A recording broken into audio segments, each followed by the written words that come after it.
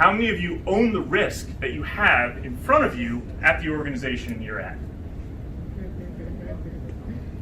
How many of you are told that you own the risk at the organization that you're at?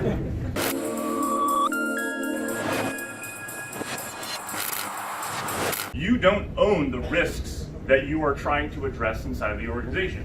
Except, of course, if you actually do own the firewall, the IDS, the IPS systems, the CERT. Everything that we're doing as practitioners is around talking about the risk that somebody else owns, making them first understand that they actually own it, which is a huge hurdle. My point is that you need to look at them in a consultative way. You need to take the approach of, look, you own the risk, it's your problem. I'm here as a security professional to tell you and articulate to you, this is what the risk is. Here's how you should think about it.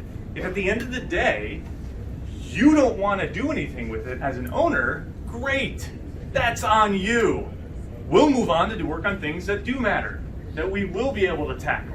How many know about the 4 ways to talk about and address risk? Ignore is the 5th one. It's not the appropriate one, right? There's accept, mitigate, transfer, avoid. Thank you. Thank you, this guy. Give him his CPEs. This is the only guy who gets his CPEs for this class. Ignore is the 5th bucket. It's not an actual thing to do, but everybody puts it into that bucket, right? Which is like, oh, well, we just won't deal with it. Well, the reality is that when you put things in the ignore bucket, you're actually accepting them. But you're accepting them unbeknownst to the business risk tolerance of the organization. You can't do that.